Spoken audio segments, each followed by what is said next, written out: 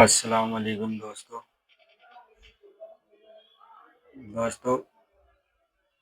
خدا کا بھی ہمیں خوف کرنا چاہیے، نماز پڑھنی چاہیے، ہمیشہ ہمیں روزے سے وضو سے رہنا چاہیے، روزے رکھنے چاہیے۔ دوستو قیامت کے بعد کا منظر کیا ہوگا؟ دوستو آج سنتے ہیں سلمان حجاری صاحب کے تھرو، تو بنے رہیے ویڈیو میں اور سنیے قیامت کیسے آئے گی۔ تلاوت کی سورہ زمر میں اللہ تعالیٰ فرماتا ہے قیامت کے دن کا منظر کیسے قیامت قائم ہوگی۔ وَنُفِخَ فِي الصُّورِ فَصَعِقَ مَنْ فِي السَّمَاوَاتِ وَمَنْ فِي الْأَرْضِ إِلَّا مَنْ شَاءَ اللَّهُ، سور پھونکی جائے گی۔ ہوگا کہ ایک وقت آئے گا اس کا جب دنیا اینڈ ہونے والی، ختم ہونے والی۔ سائنس بھی آج اس بات کو تسلیم کر رہا ہے کہ یہ جو سولار سسٹم ہے اس کی ایک عمر ہے، اس کی ایک ایج ہے، اس کے بعد یہ ختم ہونے کے قریب آئے گا۔ تارے اپنی اپنی عمر مکمل کر کے بلیک ہولز میں جا رہے ہیں۔ گیلیکسی کے اندر جو سٹارز ہیں ان کی عمر ایک لیمیٹڈ عمر بتائی جا رہی ہے، اس میں سورج کی بھی عمر ہے، چاند کی بھی عمر بتائی جا رہی ہے۔ یہ سائنس کی باتیں ہیں، لیکن اللہ نے قرآن میں فرمایا چاند اور سورج یہ ٹکرا دیے جائیں گے، تارے ایک دوسرے سے سب ٹکرا دیے جائیں گے۔ اذا الشمس کورت واذا النجوم انکدرت، 30ویں پارے میں اللہ تعالیٰ نے اس میں فرمایا جب سورج کو یعنی ٹکرا دیا جائے گا اور ستارے آپس میں ٹکرا دیے جائیں گے اور سورج کالا ہو جائے گا، یعنی کچھ نہ کے برابر رہ جائے گا قیامت کے قریب۔ وَإِذَا الْجِبَالُ سُيِّرَتْ، اور پہاڑ جو ہے نا اڑا دیے جائیں گے اور سمندروں میں آگ لگا دی جائے گی، زمین پوری ختم کر دی جائے گی۔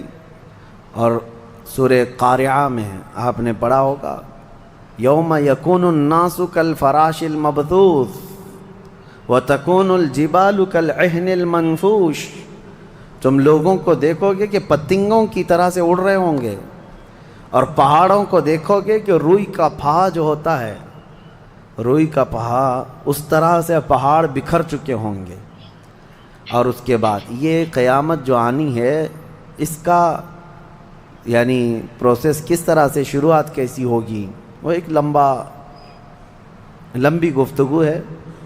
مختصراً عرض کرتا ہوں کہ آیات حضور اکرم صلی اللہ تعالیٰ علیہ وسلم کی احادیث میں جو نشانیاں بیان کی گئی ہیں اس اعتبار سے قیامت کے قریب بڑی بڑی نشانیاں آئیں گی۔ دجال آئے گا، دابۃ الارض آئے گا، یاجوج ماجوج نکلیں گے، پھر اس کے بعد سورج پچھم سے نکلے گا۔ یہ سب بڑی بڑی نشانیاں ہیں۔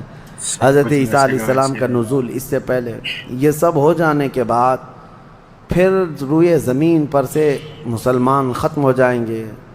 پھر ایک وقت آئے گا کہ جب سب لوگ اپنے اپنے کاموں میں مصروف ہوں گے، کوئی کسی کو پڑی نہ ہوگی، اور پھر دنیا میں سب اپنے اپنے کاموں میں اس طرح سے مصروف ہوں گے، کوئی کپڑا کاٹ رہا ہے، کوئی دودھ دوہ رہا ہے، کوئی کھیتی باڑی میں ہل چلا رہا ہے۔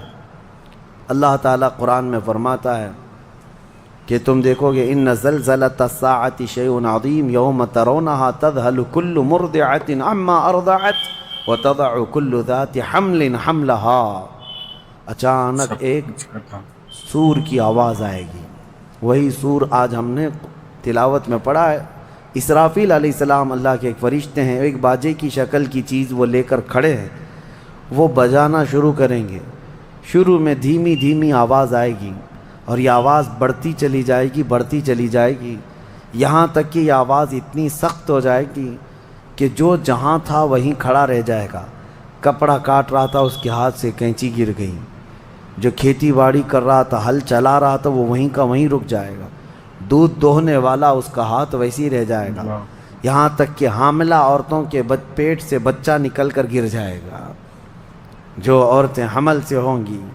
اور اس کے بعد پھر ایسی غشی پھر سب پر موت طاری ہوگی اور زلزلے آئیں گے اور پوری زمین کو ہلا کر کے ختم کر دیا جائے گا. یہ قیامت ہے، یہ قیامت ہے.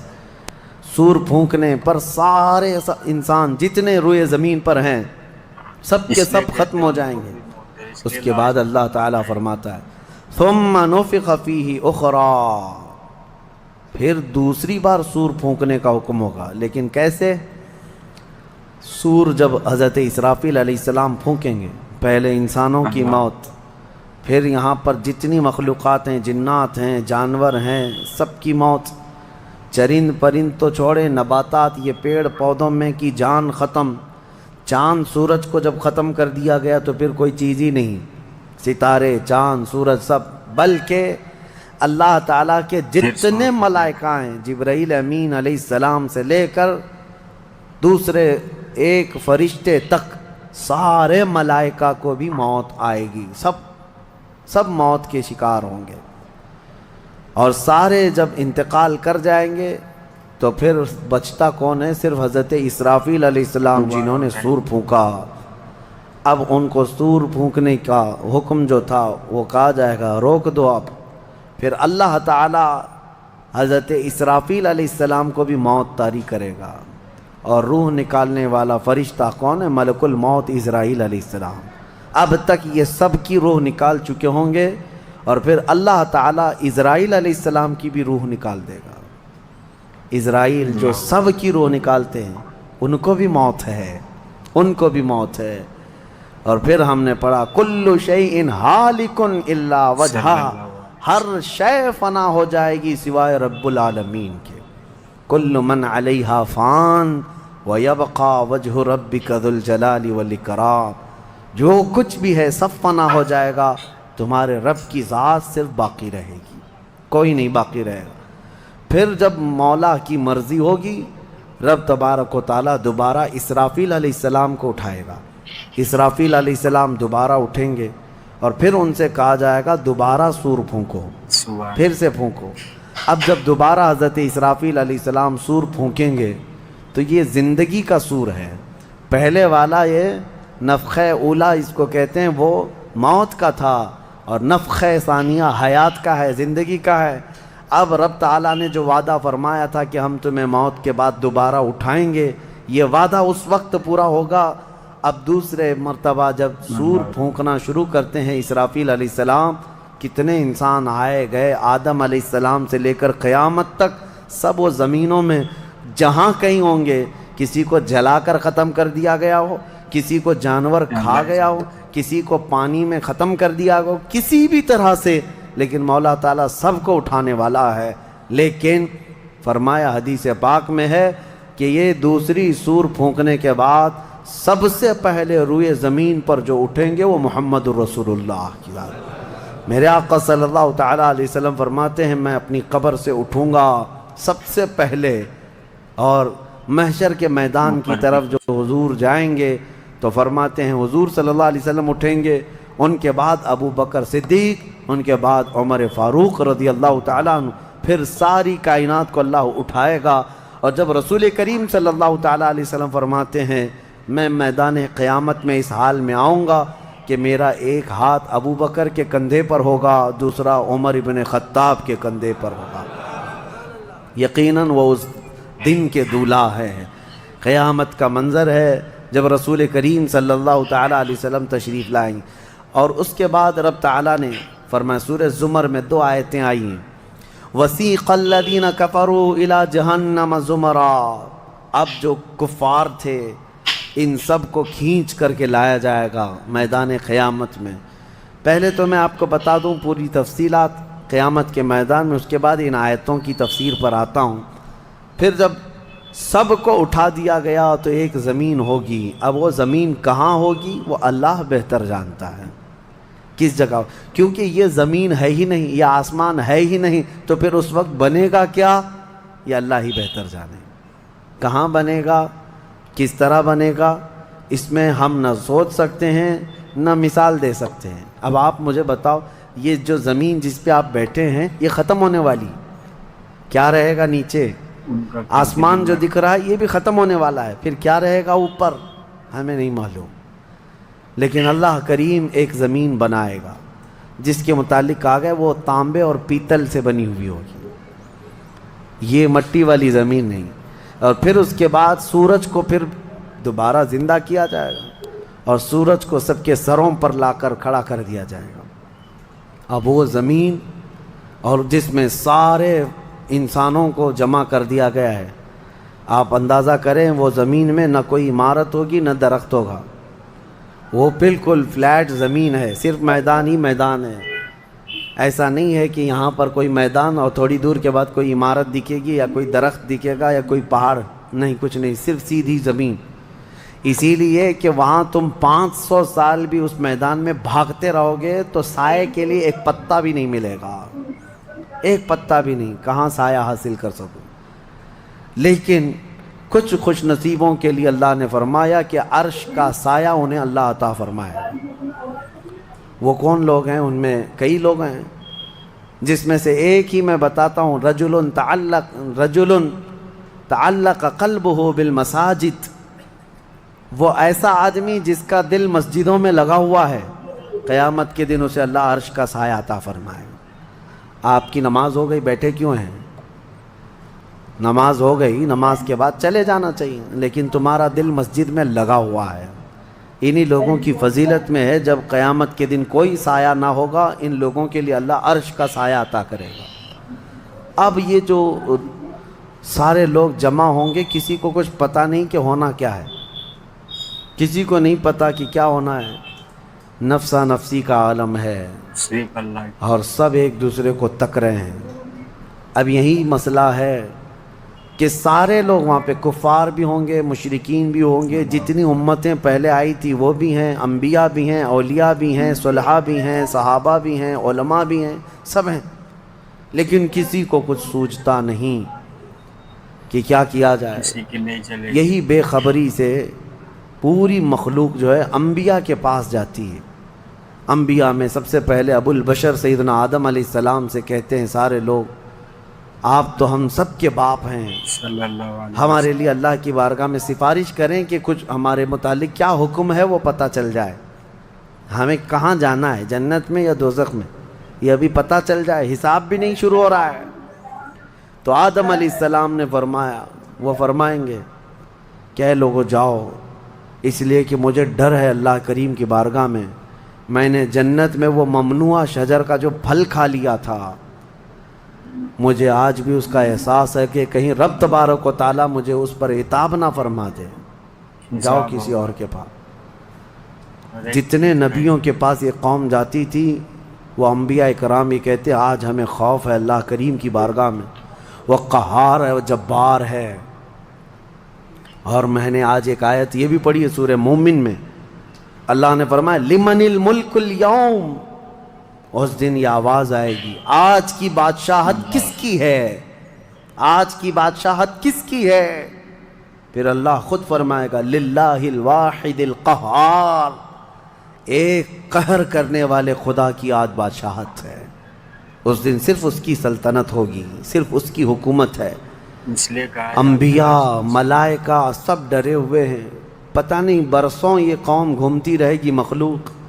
عیسیٰ علیہ السلام فرمائیں گے کہ اے لوگو جاؤ محمد الرسول اللہ کے پاس، آج وہ تمہاری سنیں گے اور اللہ ان کی سنے گا۔ پوری مخلوق جب نبی کریم صلی اللہ علیہ وسلم کے پاس آتی ہے تو نبی پاک صلی اللہ تعالیٰ علیہ وسلم فرماتے ہیں ہاں میں اسی کے انتظار میں ہوں۔ پھر حضور صلی اللہ علیہ وسلم سجدے میں گرتے ہیں اور اللہ کو منانے لگتے ہیں کہ مولا ہے تو تیرے بندے، تو حساب تو شروع فرما۔ اس کو کہتے ہیں شفاعت کبریٰ۔ یہ کیا ہے؟ شفاعت کبریٰ، بڑی شفاعت، یہ سب کے لیے، کافروں کے لیے، مشرکوں کے لیے، سب کے لیے۔ یعنی حضور کی پہلی شفاعت کس کام کی تھی؟ کہ اللہ حساب تو شروع کرے، یہ شفاعت کبریٰ ہے، حساب شروع کرے مولا تعالیٰ ساری انسانیت کے لیے۔ حضور جب سجدے میں گرتے ہیں اللہ کریم فرماتا ہے ارفع رأسک یا محمد۔ حضور نے یہ فرمایا ہے کہ اس دن میں سجدے میں ایسی ثنا اور ایسی حمد بیان کروں گا اللہ کی جو آج تک کسی نے نہیں بیان کی ہوگی، اور اسی دن مجھے اللہ وہ تلقین بھی فرمائے گا۔ اور جب حضور ثنا کر رہے ہوں گے اللہ فرماتا ہے ارفع رأسک یا محمد، اے محمد صلی اللہ علیہ وسلم گناہ اپنا مت سر کرو۔ اٹھائیے، آپ مانگیے آپ کو دیا جائے گا، آپ پوچھئے آپ کو جواب دیا جائے گا۔ یہ پہلا سوال ہے اللہ کی بارگاہ میں قیامت کے دن، اور پہلا جواب ہے، باقی کسی بندے کو کوئی جواب نہیں تھا۔ اللہ کی بارگاہ میں حضور نے جب یہ عرض کیا تو رب تعالیٰ فرماتا ہے ملائکہ کو جس کی ڈیوٹی تھی، جس کا کام تھا کہ میدان قیامت میں میزان عمل لگا دیا جائے، حساب و کتاب ہوں، سب کے نام اعمال ان کے ہاتھوں میں دیے جائیں، سب کو پڑھنے کا حکم دیا جائے۔ اب حساب کا آرڈر آ گیا، حکم آ گیا، تو لوگ تھوڑی راحت کی مت سانس کرو لیتے ہیں بھائی، کہ چلو گناہ مت کرو، گناہ سے حساب شروع معافی ہونے مانگو۔ والا ہے۔ لیکن ابھی اتنا آسان نہیں ہے، اتنا آسان نہیں۔ اب فرشتے لا رہے ہیں سب کے اعمال نامے، لوگوں کو ایسا لگتا ہے اعمال نامہ یہ 4 پنے کا ہوگا، ہاں جیسے ایگزام پیپر میں فل شیٹ A4 سائز کی شیٹ لے کر کے بیٹھتے ہیں۔ قرآن میں تو اللہ تعالیٰ نے فرمایا کہ جب نامہ اعمال فرشتے لے کر کے آئیں گے تو کتنے ہوں گے پتہ ہے؟ تمہاری نظر جہاں تک جاتی ہوگی وہاں تک صرف کتابیں تمہاری ہوں گی، صرف تمہاری کتابیں فرشتے لاد کر کے لا رہے ہوں گے، اس میں سب لکھا ہوگا، زندگی میں جتنی مرتبہ باتیں کیا تھا، جو کچھ بھی کیا تھا سب ڈیٹیل ہوگا۔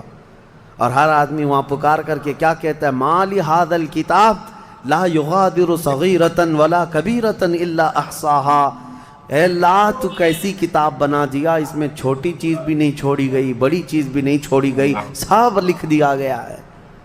اور پھر لا کر کے تھما دیا جائے گا۔ یہ پہلی علامت ہے کہ جس کے سیدھے ہاتھ میں اس کے نام اعمال پکڑا دیے جائیں گے، فرمایا گیا اس کے لیے وہیں سے ہلکا پن بشارت ہے کہ آسانی ہوگی، اور جس کے بائیں ہاتھ میں فرشتوں نے پکڑا دیا تو سمجھ لو کہ اب لمبا اس کا وقت جانے والا ہے، حساب سخت ہونے والا ہے۔ یہ تو صرف پڑھ کے سنانا ہے، اور اس کے بعد پھر پکڑ ہوگی کسی کام پر، یہ تو نے کیوں کیا تھا، وضو سے اس رہنا کی وجہ چاہیے۔ بتا، یہ تو نے کیوں کھایا تھا، اس کی وجہ بتا، اس کے ساتھ ایسا کیوں کیا تھا، اس کا سبب بتا۔ صرف پڑھ کر کے سنانا نہیں ہے، جو کیا تھا اس کی وجہ بتانا ہے، اور جب وجہ کچھ نہ ہوگی حکم آ جائے گا کہ انہیں اوندھے منہ کھینچ کر کے دوزخ کی طرف لے جائیں۔ یہ قیامت کے دن ہو رہا ہے۔ اب یہاں پر ایک دوسری شفاعت ہے میرے آقا صلی اللہ علیہ وسلم۔ اب یہ جو شفاعت ہے یہ خاص امت محمدیہ کے لیے۔ تو دیکھا دوستو، گناہ مت کرو، یہ سچ ہے، اوپر جا کے سب کا حساب ہونا ہے۔ قیامت آئے گی، سب کا حساب ہوگا۔ حضور صلی اللہ علیہ وسلم سے محبت کرو، وضو کر کے رہو اور نماز پڑھتے رہو۔ ملتے ہیں نیکسٹ ویڈیو میں۔ السلام علیکم۔